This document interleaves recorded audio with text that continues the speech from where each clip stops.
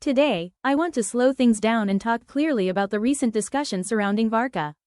Not to hype it up, not to lock expectations, and definitely not to tell you what will happen. The goal here is much simpler. I want to explain what people are saying, why those ideas exist, how they connect to established design patterns in Genshin Impact, and which parts of the discussion feel grounded versus uncertain.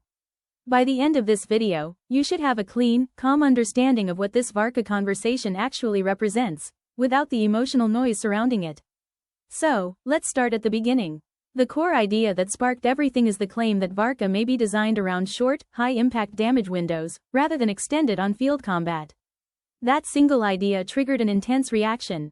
And honestly, that reaction makes sense. For years, Varka has existed mostly as an image in the community's mind, a traditional frontline leader. Someone physical, heavy, dominant, a character who stays on the field and overwhelms enemies through presence alone. When new information challenges a mental image that's been building for years, friction is inevitable. That's not a balance issue. That's expectation versus reinterpretation. But here's the important clarification. Short damage windows do not mean weak. They do not mean passive. And they definitely do not mean secondary. In modern Genshin Impact design, characters who deal damage quickly are often built around timing, rotation efficiency, and team synergy, rather than raw field time. Damage that is compressed into key moments can feel just as powerful, sometimes even more impactful, than damage spread evenly over time. This is where much of the misunderstanding began. Some of the comparison language used in the discussion was vague, and that vagueness caused players to interpret the idea very literally. Arguments followed almost immediately, but the comparison was never about identical gameplay loops. It was about damage profile. In Genshin, when players say a character feels like another character, they are usually talking about where the damage happens, not how long the character stays active. Output timing matters more than animations or field duration. That distinction is critical, and once you separate those ideas, a lot of the backlash starts to make more sense. Now, let's zoom out and look at Anemo as an element. Anemo already covers many roles. There are swirl enablers, sustained on-field attackers, plunge-focused units, hybrid characters who convert reactions into damage. What Anemo doesn't really have is a dedicated burst-oriented damage dealer, a character who enters the field, unloads a large amount of Anemo damage in a short window, and then exits cleanly so the team can continue its rotation. From a design perspective, that gap is real. And this is where the discussion becomes more interesting. A Varka design built around short, high-impact Anemo damage wouldn't replace existing characters. It would coexist with them. It would naturally fit into fast rotations and structured team play instead of competing for extended field time. That kind of internal synergy is not unusual for Genshin Impact. In fact, the game often prepares for new characters quietly, sometimes by adjusting older ones, sometimes by reinforcing certain playstyles, long before anything is officially revealed. This doesn't mean Varka would be locked to specific teams. Genshin almost always allows flexibility. But it does mean this concept fits into current systems without forcing drastic changes. Story context also plays a role in why this idea gained traction. Varka has consistently been described as someone involved in serious combat beyond Mondstadt. Expeditions, external threats, direct confrontation. He isn't framed as a ceremonial figure or a political presence. His strength is implied to be demonstrated, not symbolic.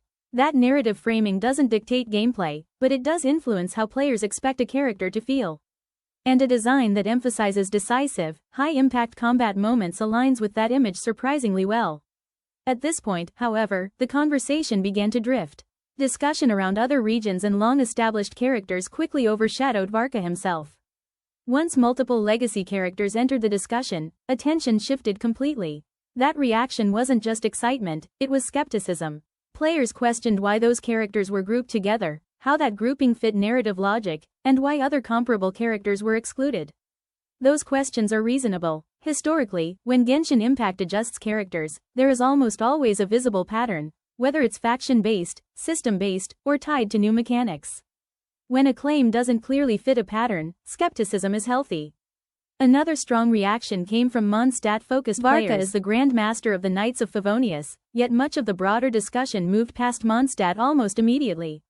Several characters from the region are often seen as outdated, and the idea of introducing a major Mondstadt figure without addressing that context created frustration. This isn't just about numbers or balance. It's about regional identity. Players want regions to feel respected as the game evolves, especially when one of their most important figures enters the spotlight. Which brings us to credibility. One thing many people quietly agree on is that the source behind this discussion doesn't have a long public history. That doesn't make the ideas false, but it does mean they should be treated as possibilities, not conclusions. Veteran players have seen compelling theories circulate for weeks, sometimes months, only to disappear entirely. Remembering that history helps keep expectations grounded. So, what should we realistically take away from all of this? The idea of Varka as a short-window Anemo damage dealer fits modern design philosophy and fills a real gap in the elements lineup. The comparison language used has been messy, but the underlying concept itself is reasonable. Potential synergy with existing Anemo units makes sense structurally, even if the details remain unclear. On the other hand, broader claims involving multiple older characters raise far more questions than answers and deserve a higher level of caution. What's most interesting, though, isn't whether any specific detail turns out to be correct. It's the reaction. These discussions reveal what players want, what they fear, and what they feel has been neglected. In that sense, this conversation isn't just about Varka. It's about where the game is heading, and how the community feels about that direction. So let me ask you this.